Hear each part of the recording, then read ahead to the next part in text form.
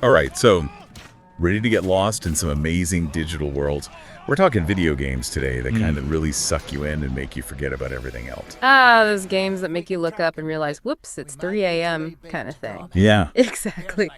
We've got a list of 7 titles here, and let me tell you, the person who sent this in is seriously passionate about these games.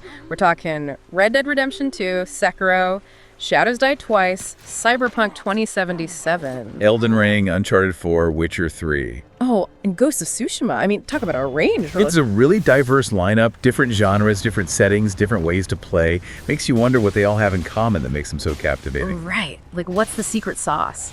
So let's start with a trip back in time, shall we? Red Dead Redemption 2, Cowboys in the Wild West. What is it about this game that just sucks people in? Well, one thing that gets mentioned a lot is just how much detail there is in the world. It feels real, like you could reach out and touch the dusty trails and the old saloons. And it's not just about the visuals, right? This video description you sent in mentions something about the main character, Arthur Morgan, and how he interacts with his horse. Oh yeah, it's not like other games where the horse is just a way to get around. You form a bond with it, you have to take care of it, it reacts to you. It's actually kind of amazing how much that adds to the whole experience. It's like they thought of everything to make it feel like a real world, even if it is, a Wild West world from over 100 years ago. Exactly. And that's the thing with these really immersive games. They suck you in with the details, and then they give you the freedom to just exist in that world. You can follow the main story, or you can just wander around hunting, exploring. Or just sit by a campfire with your buddies. Exactly. It's your world to get lost in. Now, speaking of getting lost, how about we jump from the Wild West to, well, a completely different kind of challenge. Sekiro. Shadows Die Twice. Talk about a game that puts your skills to the test. Oh man, this is a tough one. The source called it unforgiving yet fair, which honestly sounds kind of terrifying but also intriguing. It definitely is both of those things. Unlike some games where you can just grind your way to victory by leveling up your character, Sekiro is all about mastering the combat system. It's about timing, precision, knowing your enemy. And probably a lot of patience, right? Like, I'm guessing this is a game where you die a lot. Oh, absolutely. But each death is a learning experience. You figure out the enemy patterns, you refine your technique, and when you finally beat that boss that's been giving you trouble for hours, man, talk about a feeling of accomplishment. It's like that feeling when you finally beat the final boss. Yeah. It just feels, well, I'm guessing with a game like Sekiro, every boss feels like the final boss. Pretty much. You earn every single victory in Sekiro. And that's a big part of what makes it so rewarding. It makes you feel like you've really achieved something. Okay, so we've got the immersive world of Red Dead Redemption 2 and the brutal challenge of Sekiro. What's next on our journey into the world of Disappear for Hours games? All right, so from Samurai Showdowns, we're jumping into something totally different. Cyberpunk 2077. Bright lights, big city, and a whole lot of tech. Night City, man. What a setting. It's practically a character in itself, wouldn't you say? Absolutely. Every district feels distinct. You've got the glitz, the grime, the whole spectrum. Just walking around, soaking it in can be an experience. The source mentioned that, actually. Something about the little details, the street food, the graffiti. They really went all out on making it feel real. And it's not just surface level stuff. Cyberpunk tackles some pretty heavy themes too, social inequality, technology going too far, what it even means to be human in a world like that. And then there's that whole Johnny Silverhand thing, right? A digital ghost in your head. Yeah. Talk about messing with your sense of reality. It makes you think, doesn't it? About consciousness, about legacy, about what we leave behind in a digital age. Plus, the choices you make in Cyberpunk really matter. They change how the story plays out. So you're not just along for the ride, you're actually shaping the story, which is a great segue to our next game, Elden Ring.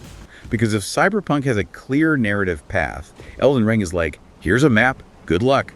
It's funny you should mention a map, because Elden Ring doesn't really give you one in the traditional sense, does it? It's all about exploration, discovering things for yourself, getting hopelessly lost, and loving every minute of it. And possibly crying a little when you hit a difficulty spike. Possibly, yeah. But that sense of discovery, that feeling of uncovering something truly hidden and unique, that's pure magic. And Elden Ring is full of those moments. It's like they took the best parts of open world games, got rid of all the hand-holding, and said, go nuts. Exactly. And then they sprinkled in all this cryptic lore and hidden backstory, so you're never quite sure what's around the next corner. Okay, so we've had gritty realism, we've had brutal challenge, we've had mind-bending exploration. Time for something a little more cinematic, right? Yeah. Uncharted 4, A Thief's End. It's basically an action movie you get to play. Those set pieces, man. Talk about blockbuster moments. But it's also a really well-told story with characters you actually care about. It knows when to make you hold your breath and when to give you a moment to breathe. The source couldn't stop raving about the locations. Jungles, ruins, and, wait for it, a pirate city. What's not to love about a good pirate city, right? It really does feel like stepping into an adventure film. And speaking of getting lost in another world, that brings us to, let me see. Ah, yes, The Witcher 3, Wild Hunt. This is a game that people sink some serious time into. Oh yeah, Witcher 3 is notorious for that. Hundreds of hours, easily. Hundreds. Okay, so it must be more than just a pretty world, right? What makes a game like that so endlessly engaging? A couple things.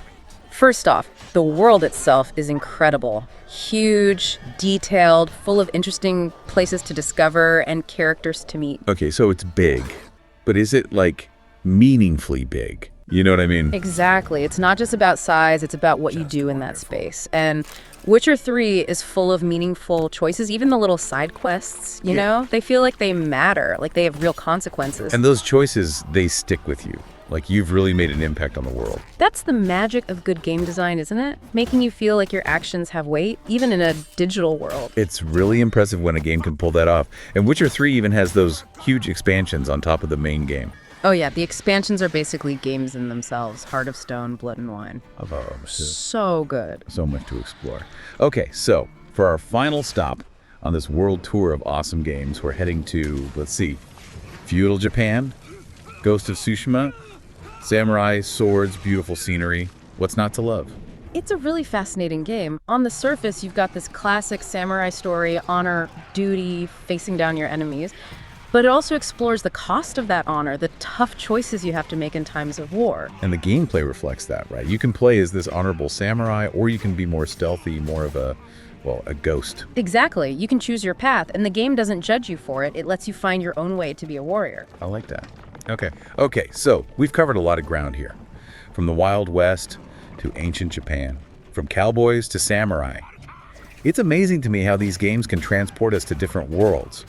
Let us experience different lives. It's escapism, sure. But it can also be surprisingly thought-provoking, you know?